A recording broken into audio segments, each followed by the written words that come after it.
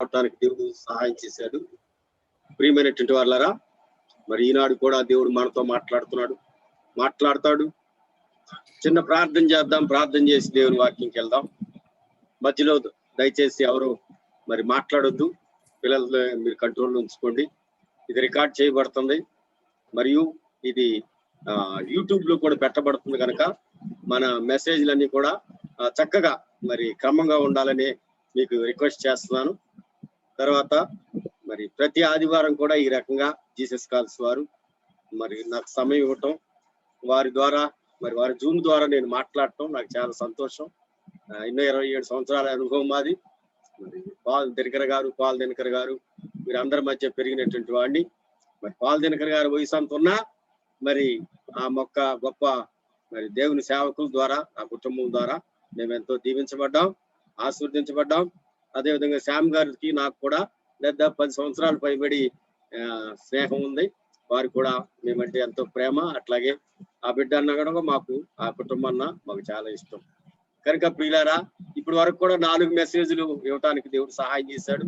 మరి చాలా మంది వేల మంది చూస్తున్నారు. చాలా సంతోషం. దాని ద్వారా మరి జీసస్ కాల్స్ వారికి మరి చాలా మరి గొప్ప పేరు రావాలని ఆ మినిస్ట్రీని ప్రభు బలంగా ఈ ప్రపంచంలో వాడుకుంటున్నాడు. మరి నాబోటి సేవకులు కూడా వారి మినిస్ట్రీ ద్వారా మరి ప్రపంచానికి పరిచయం చేసినందుకు వారికి వందనాలు చెల్లిస్తున్నాను. పాల్ దినకర్ గారికి, వారి కుటుంబానికి. అదేవిధంగా మీ అందరికి కూడా మరోసారి వందనాలు చెల్లిస్తూ చిన్న ప్రార్థన ద్వారా దేవుని వాక్యంకి వెళ్దాం. ప్రియమైన వాళ్ళ మహాపరిశుద్ధుడా యేసయ్యా, ఘనమైన పాదాలకు వందనాలు, స్తుతులు, స్తోత్రాలు తండ్రి. నాయనా, గత కొన్ని దినాలుగా ప్రభువా మాతో మీరు మాట్లాడుతున్న మాటలను బట్టి, ఆ మాటలు అనేక మందికి ప్రభువా ఆశీర్వాదకరంగా, ఆత్మీయ ఆశీర్వాదకరంగా, భౌతికమైన ఆశీర్వాదకరంగా మీరు చేసినందుకు వందనాలు తండ్రి. అది ఇప్పుడు కూడా మిమ్మల్ని ఆహ్వానిస్తున్నాం. పరిశుద్ధాత్ముడా మీరు రండి, మాతో మాట్లాడండి. యేసు నామములో వేడుకుంటున్నాము మా పరమ తండ్రి, ఆమేన్. ప్రియమైనటువంటి వాళ్ళారా, ఈనాడు దేవుడు నాకు ఇచ్చినటువంటి వాక్యం ఏంటంటే, Jesus said learn from me. Jesus said learn from మీ. నా దగ్గరికి రండి, మీకు నేర్పిస్తాను అంటున్నాడు. ఈ దినాన యేసుక్రీస్తు ప్రభువారు ఏమి నేర్పించబోతున్నారు మనం విందాం. ప్రియ సహోదరి సహోదరుడా, మొట్టమొదటిగా ఆయన మార్గాన్ని ఎలా సిద్ధం చేయాలి అనేది ప్రభువు మనకి చెప్పబోతున్నారు. రెండవదిగా, పరలోకములో అల్పుడైన వాడు గొప్పవాడు ఎలా అవుతాడు, మీరు అల్పులు ఎలా అవ్వాలి అనేది చెప్పబోతున్నాడు. తర్వాత బలవంతులు పరలోకాన్ని ఆక్రమించుకుంటూ ఉన్నారు, ఇంకా ఆక్రమించబోతున్నారు. బలవంతులు, ఏ బలవంతులు అనేది ప్రభు మనకి తెలియజేయబోతున్నాడు. ఆయన ఏవైతే చెప్పాడో, ఏవైతే ఆయన చేశాడో అవన్నీ కూడా మనం చూడబోతున్నాం. ప్రియమైనటువంటి వాళ్ళారా, ఇంకా స్పెషల్ గా ఇంకోటి చెప్పబోతున్నాడు యేసు ప్రభు. ఏంటంటే పాతాళము గురించి, హేడ్స్ గురించి, హెల్ గురించి చెప్పబోతున్నాడు. ప్రియ సహోదరి సహోదరుడా, కనుక పరిశుద్ధాత్మ దేవుడు మనతో మాట్లాడుతున్నాడు కనుక మనందరం కూడా జాగ్రత్తగా విని నేర్చుకుందాం. మత్తయి సువార్త 11:10 ఈ రకంగా ఉందండి. ఇదిగో నా దూతను నీకు ముందుగా నీ ముందర పంపుచున్నాను, అతడు నీ మార్గమును సిద్ధము చేయును. యేసు ప్రభు మాట్లాడుతున్నాడు. దేవుడు ప్రభు గురించి మాట్లాడుతున్నాడు. నా దూతను నీకు ముందుగా పంపుతున్నాను, నీ మార్గం, నువ్వు ఏ పర్పస్ అయితే పరలోకము నుంచి భూలోకానికి వెళ్ళావో ఆ పర్పస్ ను సిద్ధం చేయటానికి బాప్తిస్మిచ్చి యోహాన్ని దేవుడు సిద్ధం చేసినట్లుగా మనం ఈ వాక్యం ద్వారా తెలుసుకుంటున్నాము. ప్రియ సహోదరి సహోదరుడా, మత్తయి సువార్త 3వ అధ్యాయము 3వ వచనం చదవమ్మా.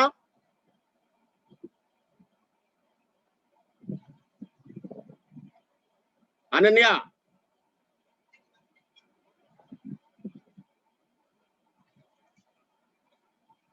అనన్య చేశారా? సరే, మత్తయి సువార్త 3వ అధ్యాయము 3వ వచనములో, ప్రభు మార్గము సిద్ధపరచుడి, ఆయన త్రోవలు సరళము చేయుడి అని చెప్పి ఆయన యొక్క మార్గముగా మనం చూస్తున్నాం. ప్రియులారా, ప్రభు మార్గము సిద్ధం చేయుడి, ఆయన త్రోవలు సరళము చేయడని చెప్పబడింది. మత్తయి సువార్త 3:2 పరలోక రాజ్యము సమీపించి ఉన్నది గనక మీరు మారు మనసు పొందుడి. పరలోక రాజ్యం సమీపించుతున్నది గనక మీరు మారు మనసు పొందుడి. మరి ఆనాడు చూసినట్టయితే బాప్తిసమిచ్చే యోహాను అరణ్యములో ఈ వాక్యాన్ని, ఈ యొక్క బోధన ఆయన ప్రకటిస్తున్నప్పుడు అక్కడ ఉన్నటువంటి వారు, యోర్దాను ప్రాంతంలో వారు, యెరూషలేం ప్రాంతంలో ఉన్నటువంటి వారు, గలిలయ ప్రాంతంలో ఉన్నటువంటి వారు, సద్దుకీయులు, పరిసయ్యులు యోహాను దగ్గరికి, బాప్తిసమిచ్చే యోహాను దగ్గరికి వచ్చి యోర్దాను నదిలో వాళ్ళ పాపాలు ముందు ఒప్పుకున్నారు. వాళ్ళ పాపాలు ఒప్పుకొని దేవుని సన్నిధిలో మరి యోహాను దగ్గరికి వెళ్ళి బాప్తిసం తీసుకున్నారు. ప్రియులారా, వాళ్ళ గురించి బైబిల్ ఏం చెప్తుంది తెలుసా? సర్ప సంతానం అంటుంది. అంటే అంత భయంకరమైన వ్యక్తులు కూడా ప్రభు అనేటువంటి ఆ యొక్క మార్గం, లేకపోతే ప్రభు బోధ, పరలోక రాజ్యము సమీపించున్నది కనుక మీరు మారు మనసు పొందడని ఎప్పుడైతే చెప్పబడింది యోహాను ద్వారా, వారిని పరిశుద్ధాత్ముడు టచ్ చేయటం వల్ల అలాంటి సర్ప సంతానము కూడా దేవుని సన్నిధికి వచ్చి మారు మనసు పొందారు, పాపాలు ఒప్పుకున్నారు. మారు మనసు ఫలాన్ని వారు అనుభవించినట్లుగా మనము చూస్తున్నాం. ప్రియులారా, అప్పుడు బాప్తిస్మిచ్చే యోహాను ప్రకటించిన ఆ సువార్త 2000 సంవత్సరాల పైబడిన తర్వాత కూడా మరి ఆ సువార్త ప్రకటించబడుతుంది. ప్రియమైనటువంటి వాళ్ళ, మనము కూడా ఈ దినాల్లో రెండో రాకడ సమీపిస్తుంది గనక మారు మనసు పొందండి, రక్షణ పొందండి. ప్రభు అని యేసు సన్నిధిలోకి వచ్చి పాపములు ఒప్పుకొని మీరు ప్రభు అని యేసు సన్నిధిలో మరి దేవుని సేవకుల ద్వారా బాప్తిసం పొంది సిద్ధముగా ఉండాలని మనం కూడా ఈ దినాల్లో ప్రకటిస్తూ ఉన్నాం. ఈ జూమ్ ద్వారా నేను మాట్లాడుతున్నప్పుడు ఎవరికైనా కన్విక్షన్ కలిగినప్పుడు, లేదా ఎవరికైనా మారు మనసు పొందాలనేటువంటి భావం కలిగినప్పుడు మీరు కూడా అలాంటి రిపెంటెన్స్ పొంది ప్రభు దగ్గరికి వెళ్ళి క్షమాపణ పొందండి, పాప క్షమాపణ పొందండి. పైగా నేను చేసిన పాపములన్నిటి నిమిత్తం నన్ను క్షమించమని యేసుక్రీస్తు సన్నిధిలో మీరు అడిగినప్పుడు ప్రభు మిమ్మల్ని క్షమించి చక్కగా ఆయన మిమ్మల్ని మారు మనసు పొందిన వ్యక్తిగాను, ఒక బిలీవర్ గా ఆయన తయారు చేస్తాడు. మరి జీసస్ కాల్స్ బాజువాక ఉన్నటువంటి ప్రేయర్ టవర్ లో మరి శ్యామ్ గారు, దేవుని సేవకులు చక్కగా మీకు బాప్తిసం ఇచ్చి మిమ్మల్ని ఒక సంఘంలోకి, ఒక బలమైన సంఘంలోనికి, పరిశుద్ధాత్మ ద్వారా నడిపించబడే సంఘంలోనికి మిమ్మల్ని లీడ్ చేయడానికి అవకాశం కల్పించాలని మీ అందరికి కూడా దేవుని దాసుడుగా మీకు మనవి చేస్తున్నాను. ప్రియ సహోదరి, సహోదరుడా, చాలా గొప్ప విషయం ఏంటంటేనండి, ఈనాడు మనం చూస్తున్నాం రాకడ దినాలు. రాకడ దినాల్లో వ్యాధులు వస్తాయి అని చెప్పాడు దేవుడు. భయంకరమైనటువంటి వ్యాధులు, ఒకరి ద్వారా ఒకరు. ఎలాంటి వ్యాధులు అంటే ప్రియమైనటువంటి వాళ్ళారా, అంటుకుంటే చాలు వ్యాధి వచ్చేస్తుంది, గాలి పీలిస్తే చాలు వ్యాధి వచ్చేస్తుంది. ఎవరి దగ్గర మరి ఆ కోవిడ్ వచ్చిన వ్యక్తి ఏదైనా ఒడ్డు పెడితే తిట్టే చాలు COVID-19 వచ్చేస్తుంది. చూసారు, అంత భయంకరమైన పరిస్థితిలో మనం ఉన్నాం. కనుక ఎవరైనా సరే నిర్లక్ష్యం చేస్తే వారికి మరి ప్రభువారు ఆయన వాక్యం ద్వారా చెప్పింది ఏంటంటే, మత్తయి సువార్త 3వ అధ్యాయము 10వ వచనం, ఇప్పుడే గొడ్డలి చెట్టు వేరన పెట్టబడింది, ఫలించని ప్రతి చెట్టును నరికి అగ్నిలో వేయబడును. ఇప్పుడే గొడ్డలి చెట్టు వేరన పెట్టబడింది, ఫలించని ప్రతి చెట్టును నరికి అగ్నిలో వేయబడును. అంటే నథింగ్. చెట్టు అంటే మనిషి అండి. ఏ మనిషి అయినా, ఈ లోకంలో ప్రపంచంలో ఏ మనిషి అయినా సరే దేవుని శిక్ష అతని మీదకి రాబోతుంది గనక నువ్వు జాగ్రత్త పడు, నువ్వు హెచ్చరిక. ఆయన సేవకులు అనేక మంది ప్రపంచంలో ఈ వార్తను ప్రకటిస్తూ ఉన్నారు. మనం ప్రకటించడమే మన పని. ప్రకటిస్తే చాలు. ఆ ప్రకటించిన దాన్ని విని దాని ప్రకారముగా వారు దేవుని సన్నిధికి వచ్చి పాపము క్షమాపణ పొంది మారు మనసు పొంది ప్రభు సన్నిధిలో నీటి ద్వారా బాప్తిసం పొందాలని మనం చేస్తున్నాను. ఎందుకంటే ఇక సమయం లేదు. పర్ఫెక్ట్ గా అంతా కూడా సిద్ధం చేశాడు. ఆ సిద్ధం చేసినట్టు ఆ సమయాన్ని సద్వినియోగం చేసుకోకపోతే, పక్కనున్న దొంగ వలె నువ్వు సద్వినియోగం చేసుకోకపోతే శిక్ష పొందటానికి అర్హుడవు నువ్వు. ఆ శిక్ష ఎవరి ద్వారా? ఒక మనిషి ద్వారా వస్తే తప్పించుకోవచ్చు, లేదా ఒక జంతువు ద్వారా వస్తే తప్పించుకోవచ్చు, లేదా ఒక వస్తువు ద్వారా వస్తే తప్పించుకోవచ్చు, ఒక వాహనం ద్వారా వస్తే తప్పించుకోవచ్చు. కానీ సర్వాన్ని సృష్టించినటువంటి దేవుని ద్వారా శిక్ష వస్తే ఏ మనుషుడు కూడా తప్పించబడడు. అదేవిధంగా ఏ మనుషుడు కూడా అతను తప్పించలేడు. ఏ పరిస్థితి కూడా అతను తప్పించలేవు. ధనము లేకపోతే ఇంకా ఉన్నట్టు ఆస్తుపాస్తులు గాని, చదువు గాని, ఉద్యోగాలు గాని ఏది కూడా తప్పించదు. ప్రియులారా, తప్పించేది ఒక్కటే. ఆయన బోధ విన్నప్పుడు వెంటనే పశ్చాత్తాపడు, ప్రభు సన్నిధికి వచ్చి పాప క్షమాపణ పొందు.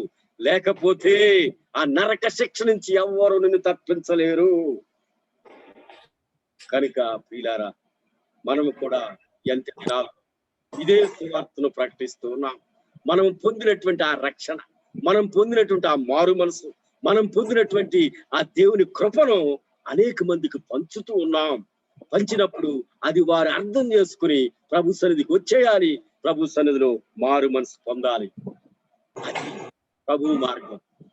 ప్రభు మార్గాన్ని మొట్టమొదటిగా బాప్తిస్మిచ్చి యోహాను పంపి దేవుడు ప్రభు మార్గాన్ని సిద్ధం చేశాడు. అదే సువార్తను యేసు ప్రభు వారు ఆయన సేవ మొదలు పెట్టిన తర్వాత ఆయన బోధించింది కూడా అదేనండి. గలిలియా ప్రాంతానికి వెళ్ళినప్పుడు ఆయన బోధించిందంటే పరలోక రాజ్యము సమీపించుతున్నది, మారు మనసు పొందుడి అని మొట్టమొదటిగా యేసు ప్రభు ప్రకటించాడు. ఎంత గొప్ప విలువను దేవుడిచ్చాడు చూడండి బాప్తిస్మిచ్చి యోహానుకి. అందుకే ప్రియమైనటువంటి వాళ్ళారా, ఈనాడు కూడా నువ్వు ప్రకటించు, నేను ప్రకటిస్తా, మనం ప్రకటిద్దాం. ప్రకటించినప్పుడు ప్రజలు వింటారు. విననటువంటి వారు చెట్లు నరికి అగ్నిలో వేసినట్టుగా వాళ్ళ కూడా అగ్నిలో వేయబడతారని మనము చెప్పవలసినటువంటి ఆవశ్యకత ఉన్నది. ప్రియులారా, దృష్టాంతం చెప్తానండి. ఒరిస్సాలో ఒక రైతు ఉన్నాడండి. అంటే మారుమూల గ్రామంలో ఉంటున్నాడు. ఆ గ్రామం నుంచి వాళ్ళ పట్టణానికి వెళ్ళాలంటే ఇలా కొండ అడ్డం వచ్చిందండి. ఆ కొండ అడ్డం వచ్చేటప్పటికి వారు వెళ్ళటానికి చాలా కష్టం అయిపోతాం. చుట్టూ తిరగాలని వెళ్ళాలంటే అనేక కిలోమీటర్లు చాలా దూరం వెళ్లాల్సి వస్తూ ఉంది. చూశాడు, గవర్నమెంట్ అర్జీలు పెట్టిన ఎవరు పట్టించుకోలేదు. మారుమూల అడవి ప్రాంతం. ఏం చేశాడంటే, నేనెందుకు ఏదో ఒక విధంగా ఇక్కడ మార్గాన్ని సిద్ధం చేయకూడదు అని చెప్పి అతను ఏం చేశాడంటే ఒక ఉలి సుత్తిని పట్టుకుని ప్రతి దినం ఉదయం వెళ్ళటం, అక్కడికి వెళ్ళి ఆయన ఆ కొండను చెక్కటం మొదలు పెట్టాడండి. కొండను చెక్కటం మొదలు పెట్టాడు. అలా చెక్కి చెక్కి చెక్కి చెక్కి తర్వాత 30 సంవత్సరాలకి లేకపోతే ఇంకా ఎక్కువ పేపర్లు వేసారండి. ఇది మార్గాన్ని ఏర్పాటు చేసాడండి. ఆ పల్లెటూరు నుంచి టౌన్ వెళ్ళటానికి ఒక మార్గాన్ని చెక్కి చెక్కి 30 సంవత్సరాలు కష్టపడి మార్గాన్ని ఏర్పాటు చేస్తాడు. అలాగే యోహాను కూడా మార్గాన్ని ఈ లోకంలో ఎలాగో మనం ఏర్పాటు చేయాలో మనకు బోధించాడు. ప్రభు బోధించాడు.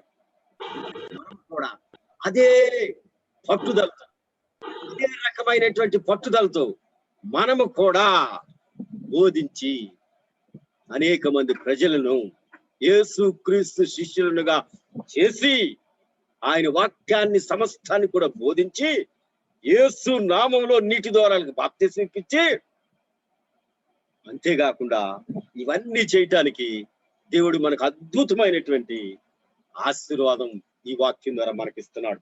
మత్తయి సువార్త 3వ అధ్యాయము 11వ వచనం చదవండి. అనన్య గారు ఎవరైనా చదవండి. మత్తయి సువార్త 3వ అధ్యాయం 11వ వచనం.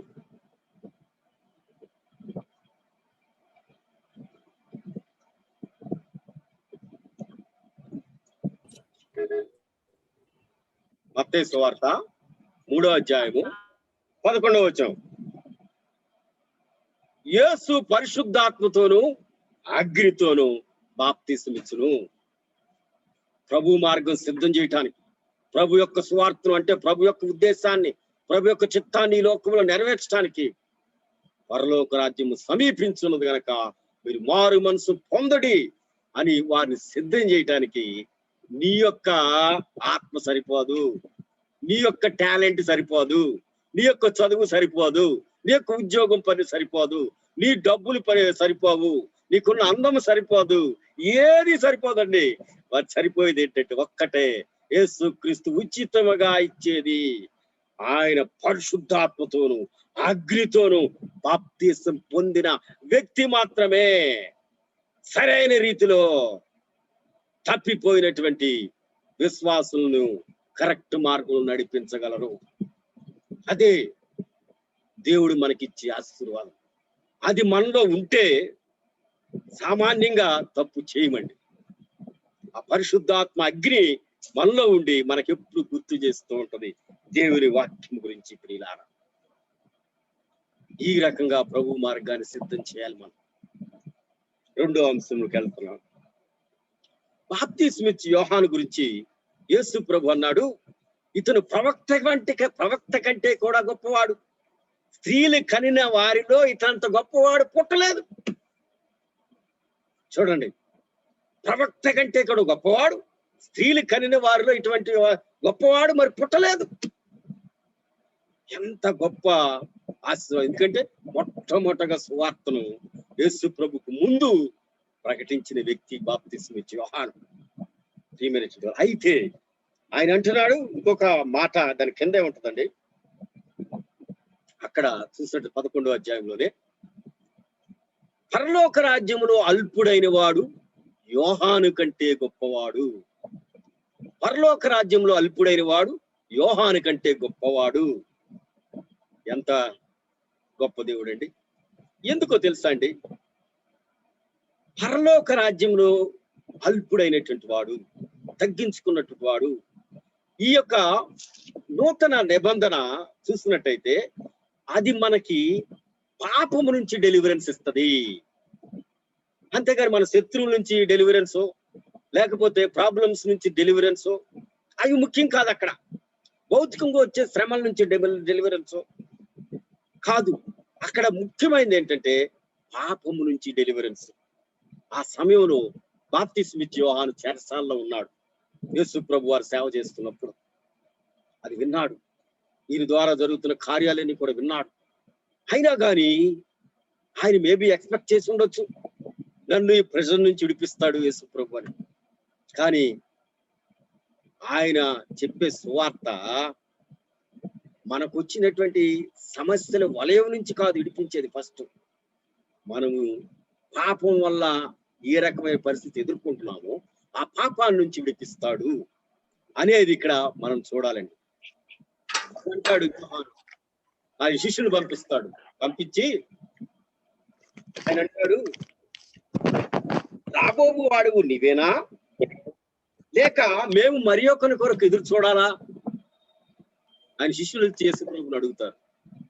చూడండి ఎలా క్వశ్చన్ చేస్తున్నారు, యేసు ప్రభుని క్వశ్చన్ చేస్తున్నారు.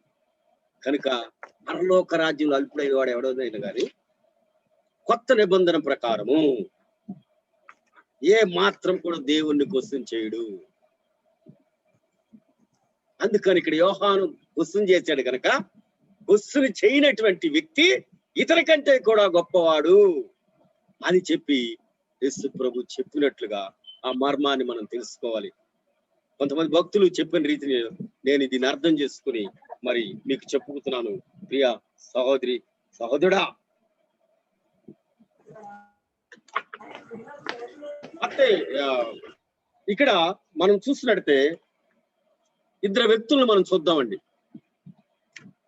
పరలోక రాజ్యంలో అల్పుడైన వాడు గొప్పవాడు ఎలా అవుతాడు?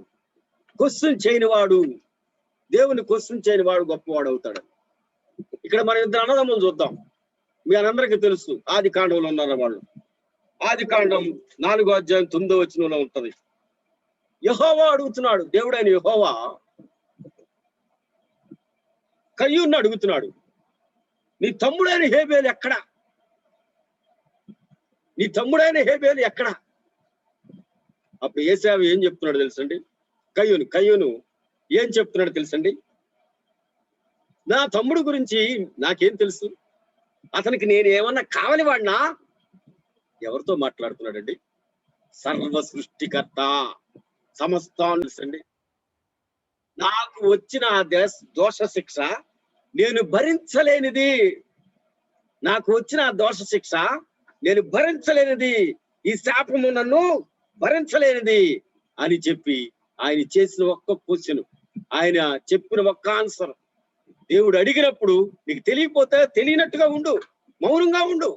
అంతేగాని దేవుడిని క్వశ్చన్ చేయటానికి నీకు గాని నాకు గాని ఎవరికి గాని అర్హత లేదని దేవుని దాసుడుగా నేను చెప్తున్నాను. ప్రియమైనటువంటి సహోదరి సహోదరుడా,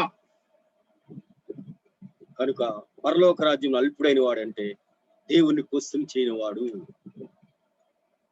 పక్కన ఉన్న దొంగ కూడా అంతే కదండి. నిన్ను నువ్వు రక్షించుకో, మమ్మల్ని రక్షించు. మరి అతను ఎక్కడికి వెళ్ళాడు? ఈయన అన్నాడు, నిజంగా మనకి ఈ శిక్షకు మనం అర్హులం. ఇంకొక దొంగ మనకి ఈ శిక్ష అర్హులం అని చెప్పి ఆయన చక్కగా తగ్గించుకున్నాడు. చూడండి ఎంత డిఫరెన్స్, మీరు అర్థం చేసుకోండి. అది ఇంకా నేను అన్ని విషయాలు చెప్తే దరిదాపుగా ఈ నైట్ అంతా చెప్పాల్సి వస్తుంది. కనుక పక్కన్న ఇద్దరు దొంగల్లో ఒక దొంగ ఎలా మాట్లాడాడు, ఇంకొక దొంగ ఎలా మాట్లాడాడో మీరు అర్థం చేసుకుని దాని ప్రకారంగా మనమేమై ఉన్నాం అనేది మీరు క్వశ్చన్ వేసుకుని మీరు దాన్ని రెక్టిఫై చేసుకోవాలని మనవి చేస్తున్నాను. 3వ అంశంకి వెళ్తున్నాను నేను. మత్తయి సువార్త 11వ అధ్యాయం 12వ వచనం అండి. మత్తయి సువార్త 11వ అధ్యాయం 12వ వచనం ఏం చెప్పబడిందంటే, పరలోక రాజ్యము బలత్కారముగా పట్టబడుచున్నది, బలత్కారులు దాన్ని ఆక్రమించుకొనుచున్నారు. మొదటి నుంచి కూడా పరలోక రాజ్యంలో బలత్కారముగా ఆక్రమించబడుతుంది, బలత్కారులు దాన్ని ఆక్రమించుకుంటున్నారు.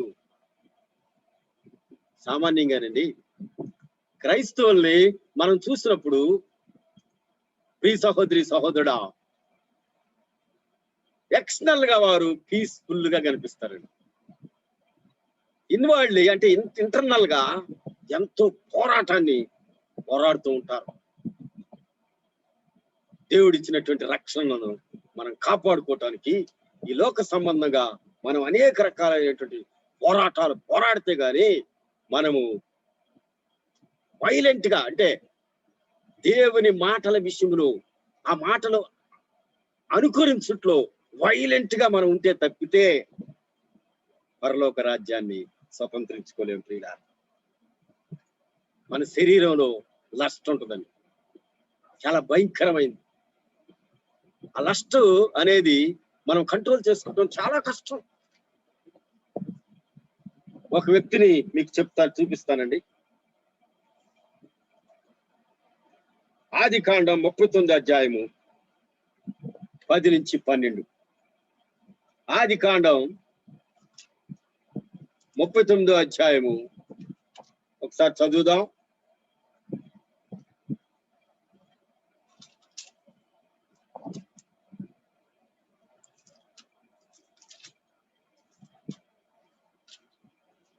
ఆదికాండం 39వ అధ్యాయము 10 నుంచి 12 ఈ రకంగా వ్రాయబడిందండి.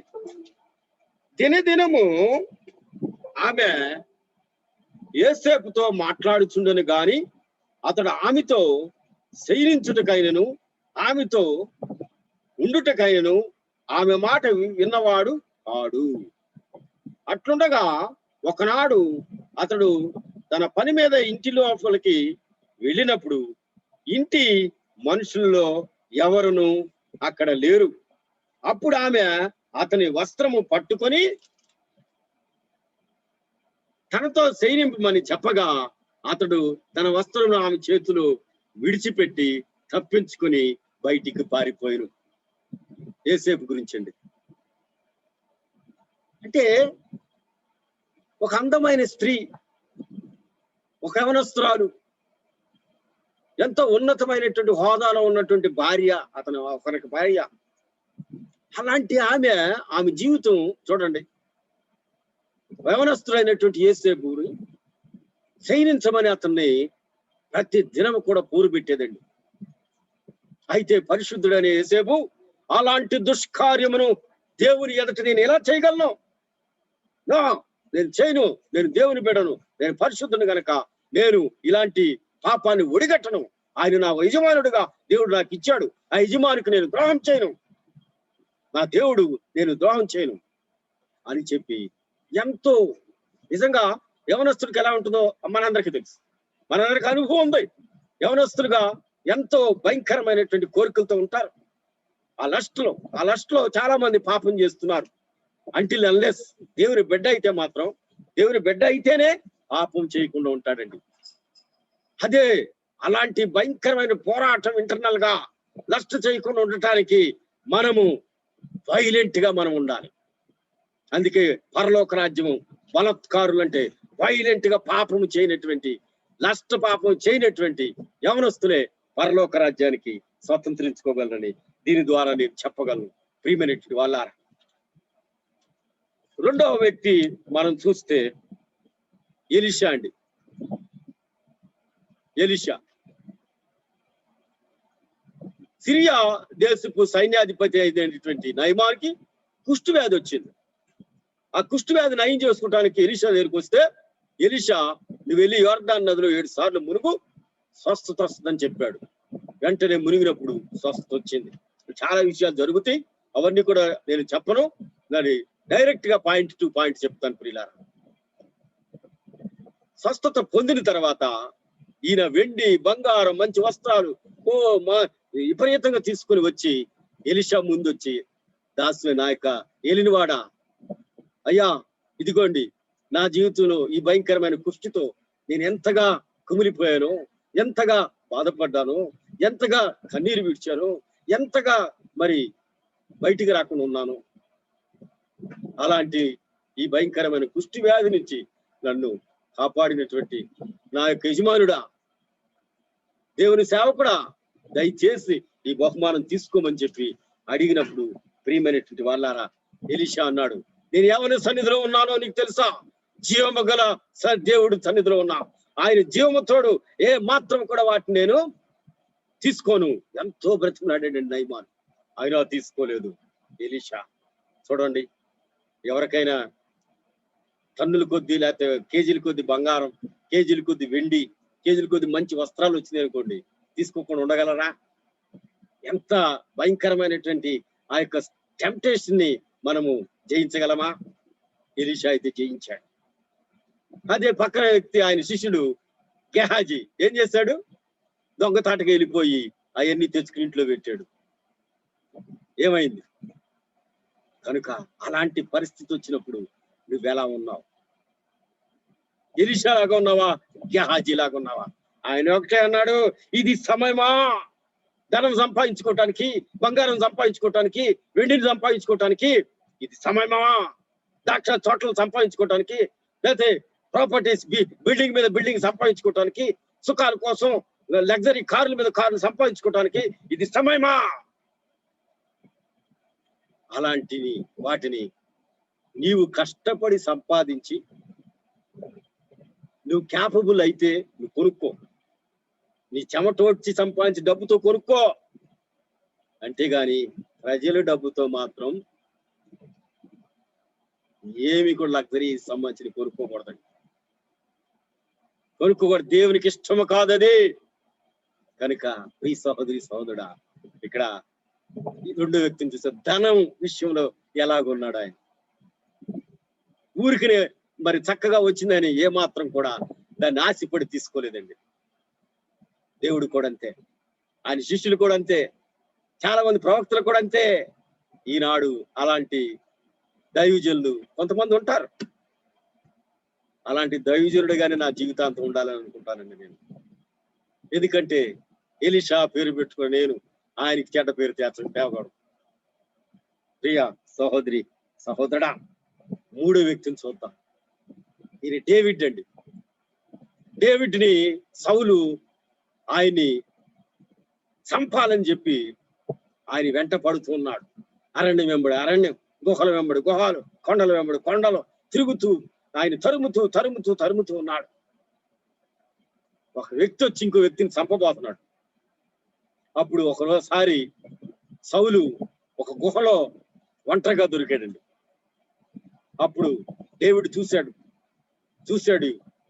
వెళ్ళి ఆయన చంపలేదు.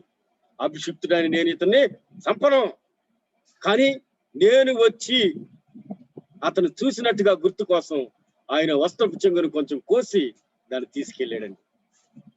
ఎంత శోధన అక్కడ! ఒక చంపబోతున్న వ్యక్తిని ఛాన్స్ వచ్చినప్పుడు, ఒంటరిగా వచ్చినప్పుడు, ఖడ్గమ్మ మన దగ్గర ఉన్నప్పుడు, మన పక్కన అనేక మంది వ్యక్తులు ఉన్నప్పుడు అయినా కానీ అతను చంపకుండా ఉండటం అనేది అదొక భయంకరమైనటువంటి టెంప్టేషన్. కానీ దాన్ని డేవిడ్ జయించాడు. కనుక ముగ్గురు వ్యక్తుల గురించి చెప్పా. జోసఫ్ శరీరాసుని ఎలా జయించాడు, ఎలీషా తనాసుని ఎలా జయించాడు, డేవిడ్ జీవపుడంబాన్ని ఇదిగో ఛాన్స్ వచ్చింది నాకు వేసేస్తాను, పీక నరికేస్తానని ఛాన్స్ వచ్చిన నరకకుండా మరి ఏ రకంగా ఆయన ఆ టెంప్టేషన్ జయించాడు. ఇలాంటి వాళ్ళ ద్వారానే, అందుకే పరలోకం బలత్కారముగా ఆక్రమించబడుతుంది. అలాంటి వ్యక్తిగా నువ్వు ఉన్నావా? పడిపోయే గెహాజీలాగా ఉన్నావా? పడిపోయే సంసోన్ లాగా ఉన్నావా? పడిపోయే అనేక మంది రాజుల వలె శత్రువు దొరికినప్పుడు పేక నరికేసే టైపులో ఉన్నామా? ఈ రాత్రి సమయంలో అలాగుంటే నువ్వు వెళ్ళేది మాత్రం పరలోకానికి కాదు. నిన్ను నువ్వు కంట్రోల్ చేసుకోలేకపోతున్నావు. ఎలా అంటే పరిశుద్ధాత్మ ద్వారానే కంట్రోల్ చేసుకోగలవు. వీటన్నిటిని పరిశుద్ధాత్మ మనలోకి రావాలంటే మనం ఎంతో వైలెంట్ గా భక్తి చేయాలండి. పరిశుద్ధాత్మ సామాన్యంగా ఎవరిని నమ్మదు, టెస్ట్ చేస్తుంది. చాలా సున్నితమైంది పరిశుద్ధాత్మ, సున్నితమైన మనస్తత్వం కలిగింది పరిశుద్ధాత్ముడు. ఆయన వస్తాడు, చూస్తాడు, ఎక్కడైనా చిన్న పొరపాటు జరిగిందంటే వెళ్ళిపోతాడు. కనుక అంత వైలెంట్ గా భక్తి చేయాలి మనం.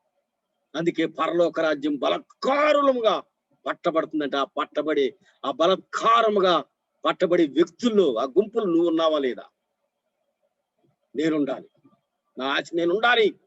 ఏమైనా పర్వాలేదు, శరీరాశైనా నేత్రాశైనా జీవపుడమైనా దాన్ని పరిశుద్ధాత్మ దేవుడు సహాయంతో వక్కమనే ఖడ్గాన్ని పట్టుకుని, పరిశుద్ధాత్మ అగ్నిని పట్టుకుని దాన్ని పటాపంచులు యేసు క్రీస్తు కుమారుడు వలె పటాపంచులు చేస్తూ సర్వాంగ కవచము ధరించుకుని ముందుకు సాగిపోవాలనే తీర్మానం చేసుకో.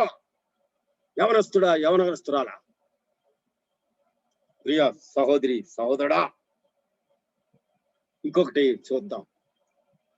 మత్తయి సువార్త 11:16 ఒకే మాట అండి అక్కడ. ఈ తరము వారు, దిస్ జనరేషన్, ఈ తరము వారు ఎలా ఉన్నారో మత్తయి సువార్త 11 చెప్పబడింది. నేనేదో నా సొంత మాటలు కాదు, నా సొంత పాపం కాదు, లేకపోతే నా సొంత ఆవేశం కాదండి. ఇదంతా కూడా పరిశుద్ధాత్మ నాకు ఇచ్చింది. కొంతమంది బాధపడచ్చు, మరి ఏంటంటే కఠినంగా దేవుని దాసుడు చెబుతున్నాడు. లేదు, కఠినంగానే ఈ దినాల్లో మనం ఉండాలి. కఠినంగా లేకపోతే మనము ఆ మాటలు ఉన్నది ఉన్నట్టుగా అదే కఠినంగా మనం చెప్పగలగాలి, బ్రతికి జీవించాలి. అలాంటి సాక్ష్యంతోనే జీవించాలి. నేనేదో మీకు చెప్పేసి నేను జీవించకపోతే కాదు, నేను జీవించిన తర్వాత మీకు చెప్తా. ప్రియ సహోదరి సహోదరుడా, ఎలాగున్నారు వీళ్ళు? యెషయా 53:8 అక్కడ అతిక్రమం చేసేవారుగా ఉన్నారు. ఈ తరము వారు, ఈ జనరేషన్ అతిక్రమం చేసేవారుగా ఉన్నారు. మత్తయి సువార్త 12:39 వ్యభిచారులైన చెడ్డ తరం వారు వీళ్ళు. ఈ జనరేషన్ గురించి దేవుడు యేసు ప్రభు బాధపడుతూ చెప్తున్న మాటలు అపోస్తుల కార్యం 2:40 మూర్ఖులు. అంతకంటే ఏంటి యేసు ప్రభు అండి చెప్తుంది మాటలు. ఇప్పుడు జనరేషన్ గురించి. యవనస్తుడా, యవనురాలా, ఇవన్నీ నీకున్నాయా? ఈ క్వాలిఫికేషన్తో నువ్వు ఉన్నావా? ఈ క్వాలిఫికేషన్తో నువ్వు ఉంటే చెప్తా చివరిలో ఏం జరుగుద్దో. ఒక స్పెషల్ టాపిక్ చెప్తా నీకు ప్రియ సహోదరి సహోదరుడా. 2 పేతురు 1:8 సోమరులు, నిష్ప్రయోజనమైన గుడ్డివారు, దూరదృష్టి లేనివారు. నీ గురించి నా గురించేనండి యేసు ప్రభు చెప్తుంది. ఎవరో గురించి అనుకోకండి, మన గురించే సేవ చేస్తున్నాను, మన గురించే. అందుకే నేను ఎక్కువ చదువు తిట్టాటి. ఎందుకంటే ఈ గుర్తుంటే భయం వేస్తుంది. అమ్మో, ఆ స్థితిలో నేనేమైనా ఉన్నానా? గుడ్డివాడు, దూరదృష్టిలోనోడు, ఇవన్నీ యేసు ప్రభు చెప్తున్నాయి. నిన్ను నన్ను అంటున్నాయి. ఈ సమాజాన్ని చూడండి, ఎంత భయంకరంగా ఉన్నారో ప్రియ సహోదరి సహోదరు. జీరోలు చాలా మంది ఈ సోషల్ మీడియాని ఆక్రమించుకుని కోట్లాది మంది అభిమానులన్నీ సంపాదించుకుని వాళ్ళని ఈ రకంగా తయారు చేస్తున్నారండి. జీరోలు వాళ్ళు అట్లా చేస్తూ ఉంటే నువ్వేం చేస్తున్నావు, నేనేం చేస్తున్నాను. అందుకేనండి 58 సంవత్సరాల తర్వాత పరిశుద్ధాత్మ దేవుడు నన్ను సోషల్ మీడియాకి తీసుకొచ్చాడు. ఇప్పుడు మాట్లాడటానికి కారణం అదే. జీరోలు నేను వెనక్కి నెక్కాల్సిందే. హీరో యేసు ప్రభువే. ఆ హీరోకున్న క్వాలిటీస్ నువ్వు పొందాలి అంటే మొట్టమొదటిగా జీరోలకున్న క్వాలిటీస్ ఏంటో మనం తెలుసుకోవాలి. అప్పుడు ఆ జీరోకున్న క్వాలిటీస్ మనలోకి రాకుండా మనం ఎప్పుడు కూడా యేసు ప్రభు నియమించిన ఆయన హీరోలాగా మనం కూడా ఆ హీరో కుమారులుగా మనం కూడా ముందుకు సాగాలంటే ఇవన్నీ కూడా మనకి మన ఇంట్లో ఎప్పుడు ఉండాలి. లేకపోతే ఎప్పుడైనా కానీ సాతానుడు వచ్చి మనల్ని పడగొట్టేస్తాడు ప్రియులారా. అందుకే ఆనాడు ఇలాంటి క్వాలిటీస్ తో బాప్తిస్మిచ్చి యోహాను, యేసు ప్రభు వారు సువార్తలు చేశారు, వారు గాస్పల్ని చెప్పారు. అందుకే ఆనాడు ప్రజలు ఏమన్నారు తెలుసా? ఇలాంటి జనరేషన్ ఉన్నటువంటి ప్రజలు, ఇలాంటి క్వాలిటీస్ ఉన్నటువంటి ప్రజలు, ఇలాంటి చెడ్డ బుద్ధులు ఉన్నటువంటి ప్రజలు యోహాన్నేమో డెమన్ అన్నారు, యేసయ్యనేమో ఫ్రెండ్ ఆఫ్ సిన్నర్స్ అన్నాడు. నిన్ను కూడా అంటారు, నన్ను కూడా అంటారు. లెక్క చేయొద్దు అన్నాడు యేసు ప్రభు. లెక్క చేయలేదు. బాప్తిస్మిచ్చి యోహాను లెక్క చేయలేదు. నువ్వు నేను కూడా లెక్క చేయకూడదు దాన్ని. వాళ్ళు ఎన్నన్నా పర్వాలేదు, మౌనంగా ఉందాం. బట్ వాళ్ళకున్న ఈ చెడ్డ తరం వారికి ఉన్నటువంటి బుద్ధులు, ఈ చెడ్డ తరం వారికి ఉన్నటువంటి లక్షణాలు ఏ మాత్రం కూడా నీలో కానీ, నీ కుటుంబంలో కానీ, నువ్వు ఫ్రెండ్షిప్ చేస్తున్నటువంటి ఫ్రెండ్స్ లో కానీ, నీకున్నటువంటి బంధువుల్లో కానీ ఏ మాత్రం కూడా నువ్వు ఒప్పకూడదు. అలాంటి వారిని జాగ్రత్తగా కనిపెట్టి వారి కొరకు ప్రార్థించి అవి ఎలాంటి హానికరముగా చేస్తాయో, ఎటు తీసుకెళ్తాయో చివరిలో చెప్పబోతున్నాను ఆ విషయాలు. ప్రియ సోదరి సోదర, ఇది చాలా స్పెషల్ మెసేజ్ అండి.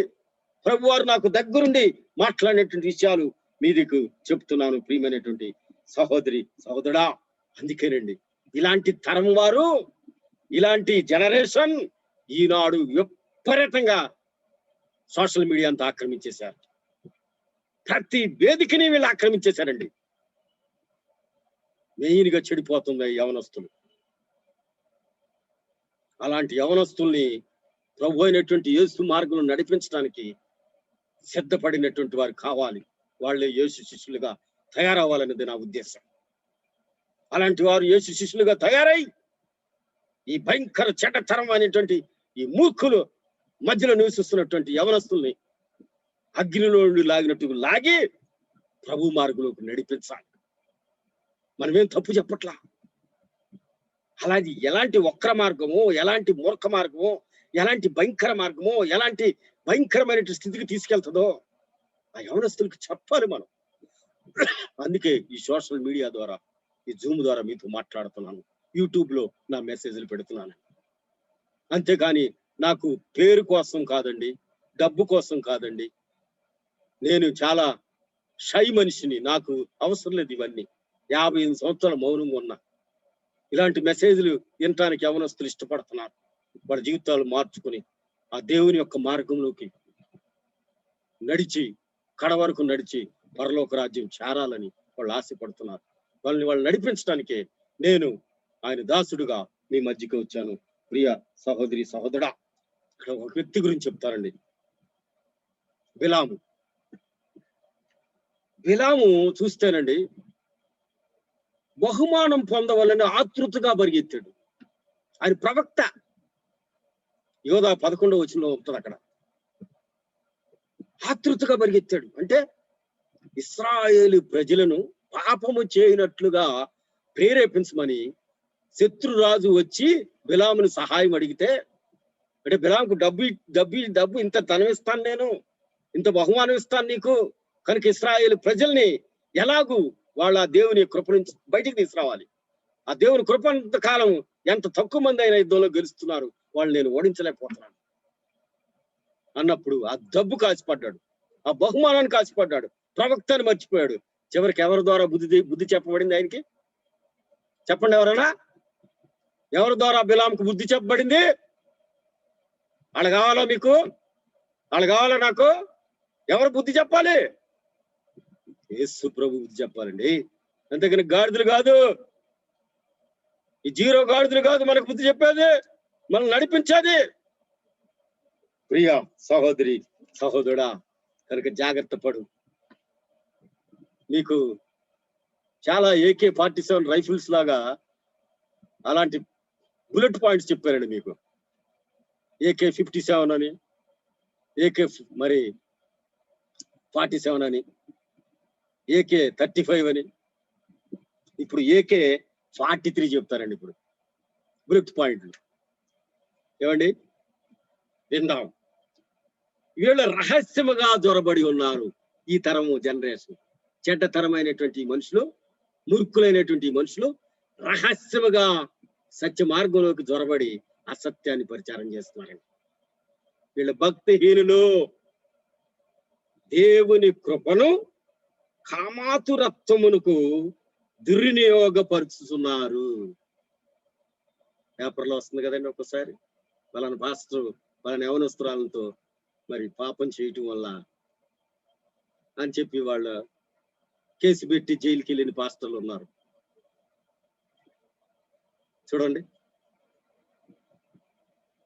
క్రీస్తుని విసర్జించి ఉన్నారు. ఇలాంటి క్వాలిటీస్ కలిగిన వాళ్ళు బయటికి చాలా చక్కగా కనిపిస్తారు, లోపల చూస్తే అన్ని ఇయ్యే. ఈ తరం చెడ్డతరమైన మనుషులకి ఏమైతే ఉన్నాయో అవన్నీ కూడా ఉన్నాయి. ఇలా వీళ్ళు క్రీస్తుని సంపూర్ణంగా నమ్మరు, నమ్మిన వారిని నాశనం చేస్తారని. మహాదినము జరుగు తీర్పు వరకు కటిక చీకటిలోని నిత్య పాశములతో ఆయన వారిని బంధించి భద్రంగా ఉంచాడు. ఎంత గొప్ప మాట చూడండి. మహాదినము జరుగు తీర్పు వరకు కటిక చీకటిలో నిత్య పాశములలో ఆయన బంధించి వీళ్ళందరినీ భద్రం చేశాడండి. వ్యభిచారులు, పర శరీరానుసారులు నిత్యము కూడా దండించబడటానికి అర్హులు. ఏమండి, కలల గనుచు శరీరాన్ని అపవిత్రపరుచుకుంటున్నారు, కలల గనుచు శరీరమును అపవిత్రపరుచుకుంటున్నారు, ప్రభుత్వము నిరాకరిస్తున్నారు, మహాత్ములను దూషించుతున్నారు. ప్రధాన దూత మిఖాయేలు మోషే శరీరం గురించి తర్కించి వాదించటానికి సాతానుతో అంటే ఇష్టపడక ప్రభువు నిన్ను గద్దించునుగాక అన్నాడు. తీర్పు తీర్చలేదు అక్కడ మిఖాయేలు సాతాను. గ్రహించిన విషయముల గురించి దూషించేవారు, వివేక శూన్యులకు మృగముల వంటి వారు, స్వాభావికంగా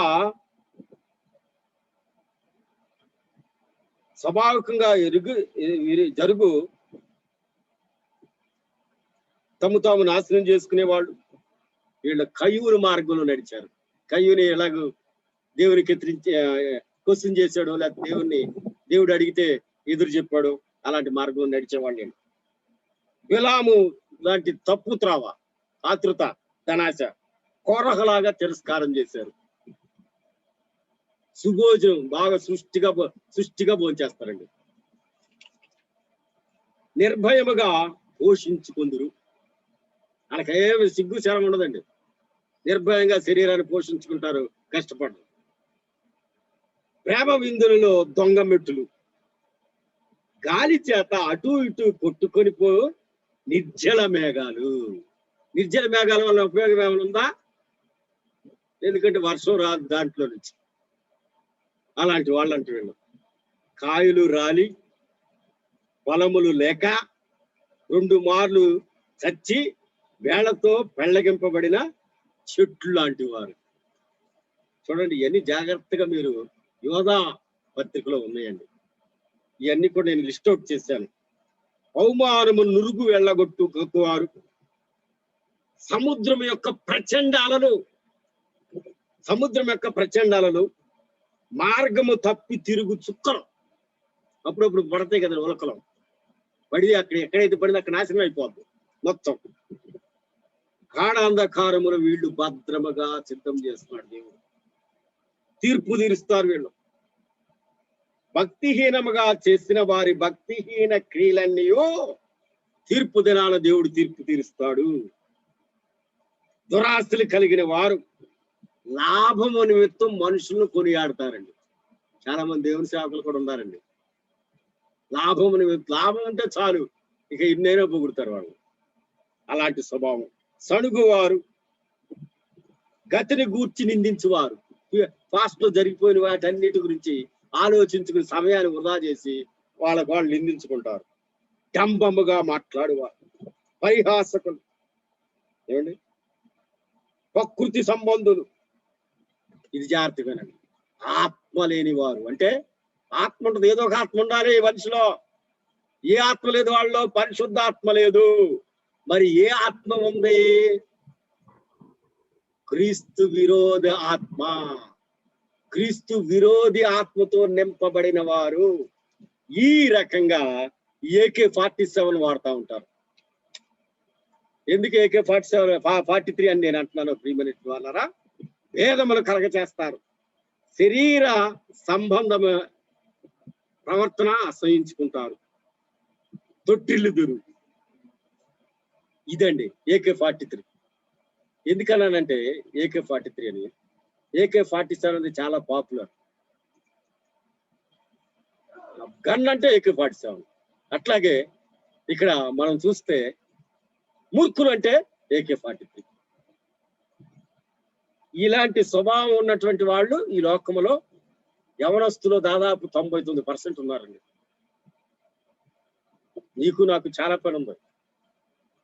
ఇలాంటి 99% ప్రజలు ఎంత అధికంగా ఉన్నటువంటి యవనస్తులు, యవనరాండ్రు ఈ జీరోలు వెంబట పోవటానికి, కోట్లాది మంది వ్యూస్ వాళ్ళకి రావటానికి కారణం ఈ క్వాలిటీస్ ఉన్నవాళ్ళు. ఈ క్వాలిటీస్ జీరోల్లోనూ ఉంటాయి. అందుకని వీళ్ళు కూడా ఈ క్వాలిటీస్ ఉన్నాయి కనుక ఆ జీరోలు వెంట పడుతున్నారు. కనుక బాబు ఈ AK-43 రా, ఎప్పుడైనా కానీ అది గన్ ఓపెన్ చేస్తే 43 బుల్లెట్స్ నీ యొక్క దేహంలోకి వెళ్ళిపోతాయి, చచ్చిపోతావురా బాబు, వచ్చేయి. AK-43 కాదు మనకు కావాల్సింది, AK-43 కాదు మనకు కావాల్సింది. 9 ధన్యతలు కలిగిన యేసు ప్రభు మనకు కావాలి అని చెప్పి వారికి చెప్పి కొంతమందినైనా ఆ ధన్యతల యొక్క వైపుకి ఆకర్షితులు కావాలి. అందుకని నేను ఎవరికి తెలియదండి అసలు. మొట్టమొదటిసారిగా పెట్టాం 6వ తారీఖున మెసేజ్ యూట్యూబ్ లో. ఎన్ని వందలు వచ్చేసినాయి. ఎందుకంటే అంత ఆతృతగా ఉన్నారు. ఇలాంటి మూర్ఖపు మనుషులను అనుసరించి వారి జీవితాల్లో నశించిపోయి, వారి జీవితాలు నాశనం అయ్యి, వారి జీవితాలు నష్టపోయి అప్పుడు వెతుకుతున్నారు. అయ్యో నాకు ఎక్కడ ఆశీర్వాదం వస్తుంది, ఎవరిస్తారు, ఈ స్థితి నుంచి ఎవరు నన్ను బయటపడేస్తారు? ఎవరొస్తుడా, ఎవరు రానా? చూడు, ఇలాంటి కార్యక్రమాలు చూడు, ఇలాంటి బోధ విను, రాసుకో. 10 సార్లు, 15 సార్లు, 20 సార్లు, 100 సార్లు విను. 100 సార్లు చూస్తావే ఏ 01 వీడియో పెడితే. అలాంటిది ప్రభు యొక్క మాట కోసం ఒక 10 సార్లు వినలేవా? వినమని మనం చేస్తున్నాను ప్రియ సహోదరి, సహోదరుడా. కనుక ఇలాంటి వక్ర జనం మధ్యలో మనం ఉన్నామండి. అలాంటి వక్ర జనం మధ్యలో ప్రభువారు ఎన్నో గొప్ప కార్యాలు చేశాడు. మత్తయి సువార్త 11వ అధ్యాయం 5వ వచనం. యోహాను శిష్యులు వచ్చి ఆయన అడిగారు, నువ్వేనా రాబోయే మెస్సియా, ఇంకెవరైనా ఉన్నారా అని ఎప్పుడైతే క్వశ్చన్ చేశారో అప్పుడు అంటున్నాడు యేసు ప్రభు, విన్న వాటిని కన్న వాటిని వెళ్ళి యోహానుకి చెప్పండి. ఏం విన్నారు, ఏం కన్నారు? అక్కడ మనం చూస్తే గుడ్డి వారు చూపు పొందుతున్నారు, కుంటివారు నడుచుతున్నారు, కుష్ఠరోగులు శుద్ధులగుతున్నారు, చెవిటి వారు వినుచున్నారు, చనిపోయిన వారు బ్రతుకుతున్నారు, పేదలకు స్వార్థ ప్రకటించబడుతున్నది. పేదలు నా యవనస్తున్నారు, యవనరాళ్ళు, ఈ ప్రపంచంలోని యవనస్తులు, యవనరాళ్ళు, పేదలాళ్ళు. మేబీ ఫిజికల్ గా ధనం ఉండొచ్చు, అందం ఉండొచ్చు, శక్తి ఉండొచ్చు, కండలు ఉండొచ్చు, 7 ప్యాక్ ఉండొచ్చు, ఏదైనా ఉండొచ్చు. కానీ వాళ్ళు ఆత్మీయ విషయాల్లో మాత్రం భేదలు. ఒక లాజరు చూడండి, ధనవంతుల ముందు ఇంటి ముందు ఉండి కూడా రైచియస్ గా బ్రతికాడు. అలాంటి భేద అయితే బాగుండు. అలాంటి భేదలు కాదు యవనస్తులు.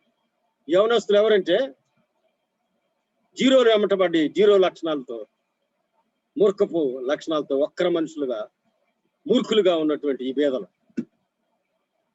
వీళ్ళకి ఇంత మంచి సువార్తను మనం తీసుకెళ్తున్నాం. అందుకేనండి వేలాది మంది ప్రజలు చూస్తున్నారు.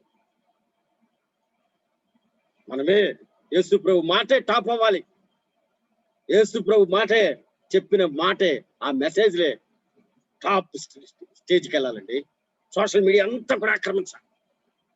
ప్రతి యవనస్తుడు, ప్రతి యవనస్తురాలు, ప్రతి అన్న, ప్రతి అక్క, ప్రతి చెల్లి, ప్రతి తమ్ముడు, ప్రతి మరి తండ్రి, ప్రతి తల్లి చూడాలి. సోషల్ మీడియా నుంచి జీరోల్ని బయటికి వెళ్ళగొట్టాలి. అది చేయాలంటే నీ వలన నా వలన సాధ్యం.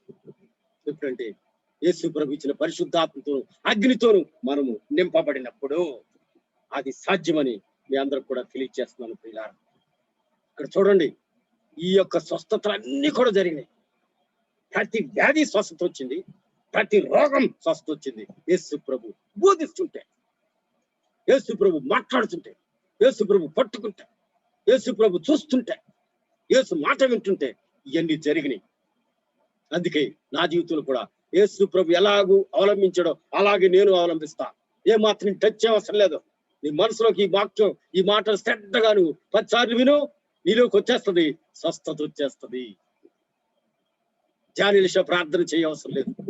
జానిలిషా యేసు మాట జానిలిషా నుంచి వచ్చినప్పుడు ఆటోమేటిక్ గా స్వస్థత వచ్చేస్తుంది. కనుక ప్రియ సహోదరి సహోదరుడా, చివరిదండి ఒక స్పెషల్ టాపిక్. ఏమండి, మీకు అందరికీ చదివి వినిపిస్తుంది. మత్తయి సువార్త 11:23. మత్తయి సువార్త అందరూ కూడా చూడండి, బైబిల్ తీయండి, అందరూ కూడా చూడండి. ఎవరైనా చదవగలిగితే వెంటనే చదవండి. మత్తయి సువార్త 11:23. ఎవరైనా సరే చదవండి. కపెర్నహూమా, చదవమ్మా. ఆకాశము మట్టునకు హెచ్చింపబడేదవా, నీవు పాతాళము వరకు దిగిపోయేదవు. నీలో చేయబడిన అద్భుతములు. చాలు. చూసారా ఇక్కడ ఏమంటున్నాడు? ఆకాశం వరకు హెచ్చింపబడదువా, క్వాలిటీస్ లేకుండా పాతాళమునకు దిగిపోతావు. పాతాళమునకు దిగిపోతావు. ఒక పిక్చర్ నేను పెడతాను మెసేజ్ లో, మీరు చూడండి. పాతాళం, పాతాళం అంటేనండి హెల్, డార్క్నెస్ ఉంటది అక్కడ, కట్టిగా చీకటి ఉంటది, అండర్ వరల్డ్. అది the place of dead person, dead spirit. Fire ఉంటది, డస్ట్ ఉంటది. ఏమండి,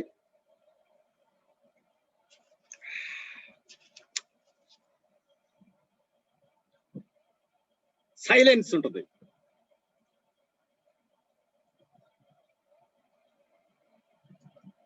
the place of departing spirits, the spirit of prison, పాతాళం.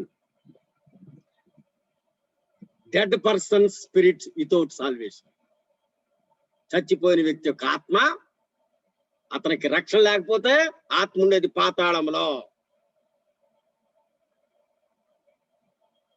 The land of gloomy, deep darkness, పాతాళం ఉండేది.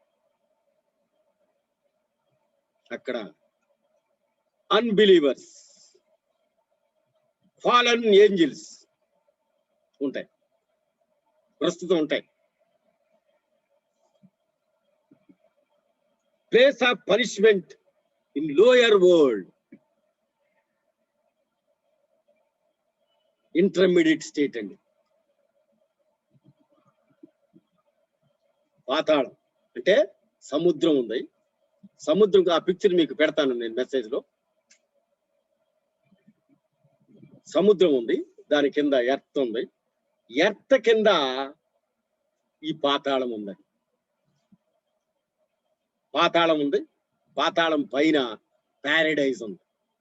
ఈ ప్యారడైజ్ కి పాతాళానికి మధ్యలో గల్ఫ్ అంటే అగాధం ఉంది. ఒక చనిపోయాడండి వ్యక్తి. చనిపోయిన తర్వాత అతను అన్బిలీవర్ అనుకోండి, లేకపోతే అతను ఆషామాషి క్రిస్టియన్ అనుకోండి. అతను ఆత్మ చనిపోగానే పాతి పెట్టడం లేకపోతే చేస్తాం కదా, ఆ ఆత్మ ఏం చేస్తుందంటే డైరెక్ట్ గా అన్బిలీవర్స్ అంటే టార్మెంటింగ్ ప్లేస్ అనమాట. అది డార్క్నెస్, డస్ట్ ఇవన్నీ ఉండేది. ఇంటర్మీడియట్ స్టేజ్ లో ఆ అన్బిలీవర్ ఆత్మ ఆ పాతాళంలో ఉంటుంది. అక్కడికి ఒకసారి వెళ్ళిందంటే బయటికి రాదు. తీర్పు జరిగిన తర్వాత యేసు ప్రభు ఆ పాతాళంలో ఉన్నటువంటి అన్బిలీవర్ స్పిరిట్ ని టార్మెంట్ జరుగుతుంది. అక్కడ విపరీతమైన టార్మెంట్ జరుగుతుంది పాతాళంలో. అక్కడి నుంచి ఇంకా డీప్ ఎలలోకి వెళ్ళిపోతాడు. అంటే ఒక్కసారి ఒక అన్బిలీవర్ గాని, ఒక దాషామాషి క్రిస్టియన్ గాని చచ్చిపోతే పాతాళంలోకి వెళ్ళాడంటే ఇక అంతే, వాడి ఆత్మ చాప్టర్ క్లోజ్. వాడి ఆత్మ చివరికి ఎక్కడికంటే ఇళ్లలోకి వెళ్ళేదాకా అక్కడ టార్మెంట్ అవుతుంది పాతాళంలో. అంత భయంకరమైంది. ఇప్పుడు ఆషామాషి క్రిస్టియన్స్ కానీ, ఈ మూర్ఖులైన ఈ జనరేషన్ కానీ, వీళ్ళ ఆత్మలన్నీ కూడా శరీరం నుంచి విడిచిపెట్టబడ్డాయా, అవుట్, పాతాళంలోకి వెళ్ళిపోతాయి. ఎవరు రక్షించలేరు అక్కడ. ప్రియమైనటువంటి వారలారా, లూకాసు వార్తలో 16వ అధ్యాయం 19వ వచనంలో ఇద్దరు వ్యక్తుల గురించి చెప్పబడిందండి. ఒక వ్యక్తి ఏమో ధనవంతుడు, రెండో వ్యక్తి ఏమో లాజరస్. ఈ ధనవంతుడు ఏంటి, వాడి జీవిత కాలం అంతా కూడా మంచి డ్రెస్ వేసుకున్నాడు, అన్ని కూడా తిన్నాడు, ఏమాత్రం జాలి లేదు, దయ లేదు, దేవుని భయం లేదు, దేవుని మాటలు లేవు, ప్రార్థన లేదు, పరిశుద్ధాత్మ అనుభవం లేదు, దేవుని మార్గం తెలియదు, దేవుని మార్గంలో నడవలా, ఎట్లా వచ్చినట్టు ఎట్లా పడితే అట్లా తిన్నాడు, తాగాడు, తిట్టాడు, కొట్టాడు, పేదలను కనికరించలేదు. అలాంటి వ్యక్తి ధనవంతుడు. వాడు చచ్చిపోయాడండి. చచ్చిపోగానే వాడిని పాతాళానికి తీసుకెళ్ళి, చచ్చిపోగానే ఎక్కడ తీసుకెళ్ళి, ధనవంతుడు కదా, ఏదో లంచం ఇచ్చి ప్యారడైజ్ కి తీసుకెళ్తానంటే లంచం ఇచ్చేవాడేమో. అది దేవుని రాజ్యం కదా, దేవుని చేత ఏర్పాటు చేయబడింది కదా, దేవుడు తప్పుతాడు, కంట్రోల్ చేయలేరు కదా. అది పాతాళాన్ని తీసుకెళ్ళిపోయారు. అక్కడ నుంచి చూస్తున్నాడండి. సరే, ఇంకొక వ్యక్తి గురించి చెప్తాను కదా. రెండో వ్యక్తి లాజరస్. ఆయన దరిద్రుడు. ఆయనకి కురుపులుంటే కుక్కలు వచ్చి నాకిని అంట. ఆయనకి పేదవాడు పాపం. అలా ధనవంతుడు ఇంటి ముందు ఉండేవాడు అంట. ఆయన పడేసిన రొట్లు మొక్కలు బెల్ల మీద పడిపోతాయా, మనకు తింటుంటే కొంత మెతుకులు పడతాయి కదా, వాటిని తీసుకుని తినేవాడు. అలా కడుపు నింపుకున్నాడు. కానీ ఈయన చనిపోయాడు, పాతి పెట్టుబడ్డాడు. దేవదూతలు వచ్చినాయి, ప్యారడైజ్కి తీసుకెళ్ళినాయండి. అంటే ధనవంతుడిగా పుడితే నరకమా, పేదవాడికి పుట్టినంత మాత్రం పరలోకమా? కాదండి. అది ధనవంతుడు మారు మనసు పొందలేదు, బాప్తీసం తీసుకోలేదు, పరిశుద్ధంగా జీవించలేదు, పరిశుద్ధాత్మ పొందలేదు, సువార్త చేయలేదు, నీతి లేదు, పరిశుద్ధత లేదు, దేవునికి సంబంధించిన క్వాలిటీస్ ఒక్కటి కూడా లేదు. వాడికి అవి లేకపోతే ఎక్కడికి వెళ్తాడు మరి? వాడికి కొంతమంది తెలియని వాళ్ళు ఉంటారు పాపం. తెలియని వాళ్ళు కూడా మనకి ఏం చేయలేము, ఎందుకంటే విరివిగా సువార్త ప్రకటించబడుతుంది అన్నిటి ద్వారా.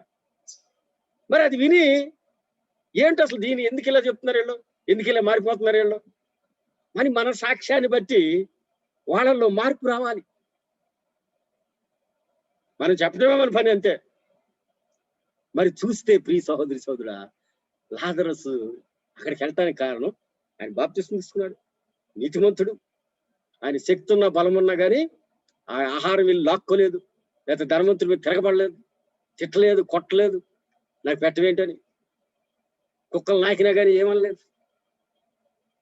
నీతిమంతుడిగా బ్రతికాడు, పరిశుద్ధుడిగా బ్రతికాడు, దేవుని నమ్ముకున్నాడు, దేవుని యొక్క మార్గంలో నడిచాడు, మౌనంగా భరించాడు అన్ని. అందుకే ఆయన ప్యారడైజ్కి వెళ్ళాడండి. బిలీవర్స్ రెస్ట్ ప్లేస్ అంటారు దాన్ని. ఈ రెండు ఎదురెదురుగా ఉంటాయి. పాతాళం కింద, సముద్రం కింద, భూమి కింద ఈ ప్యారడైజును పాతాళం ఉంటుందండి. ఆ ప్యారడైజ్ లో ఉన్నటువంటి లాజరును చూస్తున్నాడు. ఎవరు? ధనవంతుడు. చూసా పేరు కూడా రాయాలి, ధనవంతుడి పేరు. దేవుని గ్రంథంలో ఆ అర్హత లేదు కదా పాపం. కానీ నీకు నాకైతే ఇప్పుడు ఉందండి. నీవు నేను సమాజంలో మనం వెళ్తున్నాం కనుక ప్రియ సహోదరి సహోదరుడా, ఆయన అంటున్నాడు, అయ్యా యాతన పడుతున్నాను ఇక్కడ. ఈ పాతాళం, డార్క్నెస్, డస్ట్, ఫైర్, టార్మెంటింగ్, అయ్యో నాకు నాలుక పెచ్చగట్టుకుపోతుంది. అదిగో ప్యారడైజ్ లో ఉన్న లాజరు, అబ్రహాము రొమ్మున అనుకున్నట్టు లాజర్ని పంపించు. ఆ చిటికిన వేలు నీళ్ళల్లో ముంచి ఒక్క డ్రాపు నాలోకి వెయ్యి. యాతన పడుతున్నాడు. అందుకే ప్రియులారా, అందుకే ధనాశకి, శరీరాశకి, నేత్రాశకి, జీవనమ్మానికి, ఏడు గొప్పలకి, లేకపోతే డబ్బులకి, లేకపోతే ఇంకా ఏదో ఎచ్చులకి, బొచ్చు, ఇట్టన్నిటికీ నువ్వు లొంగకూడదు, లొంగం. అందుకే పరిశుద్ధాత్మతోను అగ్నితోను బాప్తీసం ఇచ్చే యేసయ్య బాప్తీసం పొందిన వ్యక్తులు ఈ దినాన వాక్యం చెప్తేనే యవనస్తులు, మూర్ఖులైనటువంటి ఈ తరం వారు మారతారు. అందుకే 55 సంవత్సరాలు మౌనంగా ఉన్నా. చూశాను. ఇప్పుడు పరిస్థితి ఇంకా చేజారిపోతుంది. ఒక్కొక్క ఇంట్లో 4-5 చనిపోయిన వాళ్ళు కూడా ఉన్నారు. భయంకరంగా కోవిడ్ చనిపోయిన వాళ్ళు ఉన్నారు. ఇంకా మనం చూస్తే ఆత్మల్ని కూడా పాతాళంలోకి వెళ్ళిపోతాయి. యేసు ప్రభు వస్తాడు, తీర్పు తీరుస్తాడు. పాతాళంలో ఉన్న వారిని ఇంకా దాని కింద ఉన్నటువంటి నరకంలో పడేస్తాడు. ప్యారడైజ్ లో ఉన్నటువంటి వారిని పరలోకానికి తీసుకెళ్తాడు. నువ్వెక్కడున్నావు? ప్రియ సహోదరి సహోదరుడు? యోబు 10:20-22 మీరు ఇంటికి వెళ్ళాక చదవండి. ఎంత బలమైన వాక్యం అది. ఒకసారి చదవమ్మా. యోబు 10:20-22.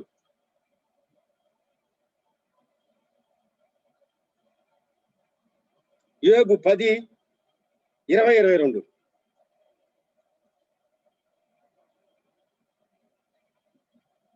చదవండి.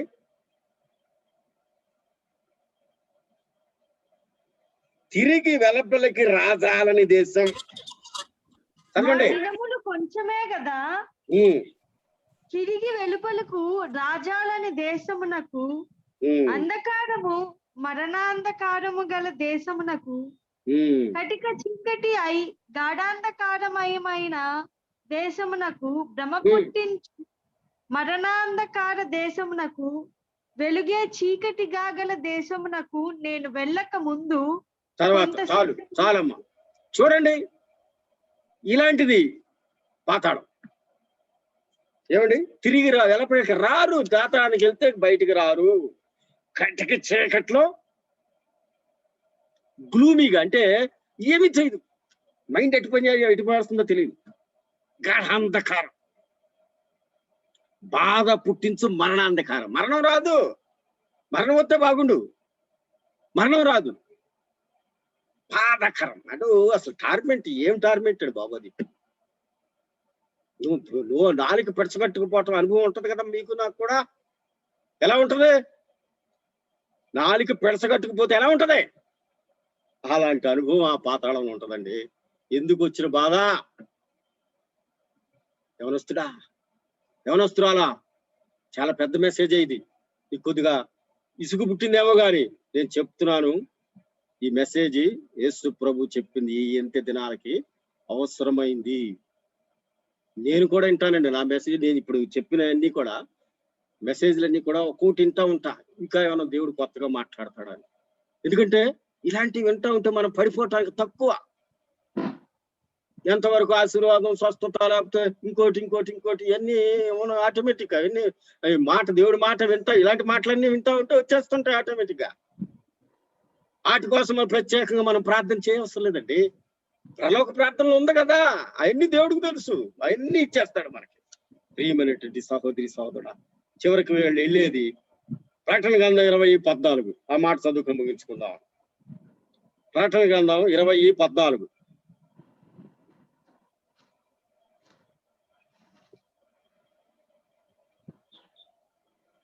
ప్రకటన గ్రంథం 20:14. మరణమును మృతుల లోకమును అగ్నిగుండములో పడవేయబడెను. ఈ అగ్నిగుండము రెండవ మరణము. చాలండి. మొదటి మరణం శరీర మరణం, రెండవ మరణం మన ఆత్మ గనక రక్షణ లేకపోతే అది తీసుకెళ్లి అగ్నిగుండంలో వేసేస్తాడు దేవుడు. అదే హెల్లో, అది రెండవ మరణం. ఇక అక్కడతో ఎండ్. కనుక ప్రియమైనటువంటి బిడలారా, నీవు నేను కూడా ప్రభు సందు ప్రయాసపడుతున్నాం. ఈ ప్రయాస వ్యర్థం కాదు. మేబీ కొంతమంది నీ మీద జోకులు వేయచ్చు, కొంతమంది నిన్ను అవమానించవచ్చు, కొంతమంది నిన్ను తేలిగ్గా మాట్లాడవచ్చు. వాటి లెక్క చేయమాక. దేవుని దాసుడిగా నేను చెప్తున్నా, ఒక ముసలివాడిగా, దయచేసి మీరు వాటిని లెక్క చేయకుండా లెక్క చేయవలసింది ఏంటో ప్రభు వారు మనకు చెప్తున్నారు. వాటి యందు దృష్టి ఇద్దాం. ప్రార్థన చేసుకుందామని. ప్రేమ నమ్మకము గల మా పరలోక పరిశుద్ధ తండ్రి, వందనాలు స్తోత్రాలు నాయన. నీ ప్రియ బిడ్డలు, యవనస్తులు, యవనరాండ్రు అనేక మంది జీరోలు వెంబటబడి వాళ్ళు చెప్పేటువంటి అసత్యాలను, వాళ్ళు చెప్పేటువంటి మురకపు మాటలు, వాళ్ళు చేసేటువంటి పనికిరాని యాక్షన్ చూసి వాళ్ళు ఎంతో భయంకరంగా వారి జీవితాలను పాడు చేసుకుంటున్నారు. నా యవనస్తుడా, నా యవనరాలా, ఇదిగో నీకోసం యేసు ప్రభు మాట్లాడుతున్నాడు. ప్రతి ఆదివారం 6:30 నుంచి 1 గంటన్నర మాట్లాడుతున్నాడు యేసు ప్రభు. రా, విను, దానిలో నీ జీవితంలోకి ఎంతో ఉపయోగం. లేకపోతే హీరోలందరూ కూడా పాతాళానికి వెళ్ళిపోతారు. వాళ్ళతో పాటు నీవు కూడా పాతాళానికి వెళ్ళిపోతావు. వెళ్ళిపోయావా ఇక అంతే, లైఫ్ కట్, లైఫ్ అయిపోయినట్టు, ఎండ్. కనుక అమ్మా, నీ తండ్రిగా, అమ్మా నీ అన్నగా, అమ్మా నీ తమ్ముడుగా, అమ్మా నీ కుమారుడుగా బ్రతులాడుతున్నాను నేను. దయచేసి నీ స్థితి ఏంటి? ఇంత చెప్పిన తర్వాత, ఇన్ని మాటలు చెప్పిన తర్వాత, జరగబో ఆ ఫ్యూచర్ ని చెప్పిన తర్వాత, పాతాళము ప్యారడైజ్ గురించి అంత క్లియర్ గా చెప్పిన తర్వాత, ఆ బొమ్మను మీకు ప్రత్యేకంగా ఈ మెసేజ్ లో పెడతాం మేము. దాన్ని చూడండి. ఈ మెసేజ్ మీరు దయచేసి ఒక 10 సార్లు వినండి. మాకేదో లైక్లు లేదా వ్యూలు వాటి కోసం కాదండి. ఇలాంటి అమూల్యమైన సంగతులు యవనస్తులు వినాలనేదే నా ఉద్దేశం. ఇది చాలా ఎవరు చెప్పట్లేదు ఇలాంటి మెసేజ్లు. అది అందుకోసమే ప్రత్యేకంగా దేవుడు 58 సంవత్సరాలు, అంటే నాకు 27-30 సంవత్సరాల దరిదాపు ఆ ఆత్మీయ అనుభవం ఉంది. అనేక సార్లు నేను దొర్లాను, అది అయినా కానీ దేవుడు నన్ను ప్రత్యేకపరుచుకున్నాడు. ఇప్పుడు ఆయన మాట్లాడితేనే మాట్లాడతాను, ఆయన చెప్తేనే చెప్తా. ఆయన ఆత్మ వచ్చి నాకు చెప్తేనే నేను అన్ని కూడా చక్కగా రాసుకుని, ప్రియ సహోదరి సహోదరుడు, ఇదిగోండి పాతాళం బొమ్మ మీకు కనిపిస్తూ లేదు, పాతాళము ప్యారడైజ్ క్లియర్ కట్ గా రాసుకుని నేను మరి చెప్తున్నాను ప్రియులా. కనుక ప్రియ సహోదరి సహోదరుడా, దయచేసి రండి, ప్రభు దగ్గరికి స్వచ్ఛంగా రండి. ప్రభు దగ్గరికి వచ్చి మీ స్థితి అంతా చెప్పండి. ప్రభు, ఇది నా స్థితి, నా ఆత్మీయ స్థితి ఇది, నా మానసిక స్థితి ఇది, నాకున్నటువంటి అలవాట్లు ఇవి, నాకున్నటువంటి పరిస్థితి, నా హృదయ పరిస్థితి ఇది, నాకున్నటువంటి అలా మరి పరిస్థితి ఇది, నా బిడ్డల పరిస్థితి, నా కుటుంబ పరిస్థితి, నా తల్లిదండ్రుల పరిస్థితి, నా బంధువుల పరిస్థితి, నా స్నేహితుల పరిస్థితి, నేను ఉద్యోగ స్థలంలో ఉన్నటువంటి బిడ్డల పరిస్థితి, నా యవనస్తులు అనేక మంది తెలిసిన వాళ్ళ పరిస్థితి ఇది. ప్రభువా, నేనేం చెయ్యాలి? తండ్రి, నీవైతే నాయన సమస్తాన్ని కూడా చెప్తున్నావు, మాట్లాడుతున్నావు. అవి మాకు గుర్తుంటలేదని దానికి కారణం పరిశుద్ధాత్మతోను ఆజ్ఞతోను నీ ద్వారా మేము బాప్తిసం పొందలేదు. నీళ్ళ బాప్తిసం పొందేమేమో, అది సరిపోదు. అది కేవలం ఒక బాప్తిస్మ ఇచ్చే యోహాను బాప్తిస్మ ఇచ్చినట్లు. యేసు ప్రభుకి బాప్తిస్మ అవసరం లేదు. అయినా ఒక క్రమం జరగాలి గనక, లోకంలో ప్రతి మనిషి కూడా అలాగే చేయాలి గనక బాప్తిస్మ ఇచ్చే యోహాను బాప్తిస్మ ఇచ్చినట్లుగా మనం ఈ లోక సంబంధమైన దేవుని సేవకుడు ద్వారా బాప్తిస్మ తీసుకుంటే అదంతే. ఆయనకి మించిందే యేసు ప్రభు ఇచ్చే బాప్తిస్మ. పరిశుద్ధాత్మలోను అగ్నిలోను బాప్తిస్మ పొందాలి. పొందినప్పుడే ఈ మార్గం నడవగలం. నా ప్రియ తండ్రి, ప్రతి సహోదరిని మీ పాదసనికి తీసుకొస్తుంది. ప్రతి ఒక్కరిని కూడా మీరు వారితో మాట్లాడి ఈ మెసేజ్ ద్వారా వారి జీవితాల్లో ఉన్నటువంటి బలహీనతలను, వారి జీవితాల్లో ఉన్నటువంటి పాపాలని, వారి జీవితాల్లో ఉన్నటువంటి అన్ని రకాలైనటువంటి జాడ్యాలను, AK-47 ఏ రకంగా AK-43 అని వాటి నామకరణం చేసామో, ఆ యోధా పత్రికలో ఉన్నటువంటి ఆ యొక్క 43 మూర్ఖ పనులను, జీరోలు చేసే ఆ పనులను తెలుసుకుని ఆ జీరోల నుంచి రక్షించబడటానికి కృప అనుగ్రహించమని, ఈ మెసేజ్ ద్వారా అనేక వేల మందితో మాట్లాడమని, మాతో మాట్లాడమని, ఇలాంటి గొప్ప సమయాన్ని జీసస్ కాల్స్ వారు జూమ్ ద్వారా నాకు ఇచ్చినందుకు మీకు వందనాలు చెల్లిస్తున్నాను. దేవుని దయా సేవకులు పాల్ దినకర్ గారు, స్టెల్లా దినకర్ గారు, యమల్ దినకర్ గారు, వాళ్ళ పిల్లల్ని, వాళ్ళ ఇన్స్టిట్యూట్ని, వారి ప్రేయర్ టవర్స్ దీవించు. తమ్ముడు శ్యాముని, ఆ కుటుంబాన్ని, ప్రేయర్ టవర్ గజవాకని దీవించు. అనేక మెసేజ్లు ఇలాంటివి prayer tower Jesus calls Gajuwaka ద్వారా వెళ్ళటానికి కృపను గురించమని, దీని ద్వారా మీరే ఘనత, మహిమ, ప్రభావం పొందమని యేసుక్రీస్తు వారి దీవెనామమున వేడుకొంచున్నాము మా పరమ తండ్రి. ఆమేన్. దేవుడు మిమ్మల్ని దీవించును గాక. ఆమేన్.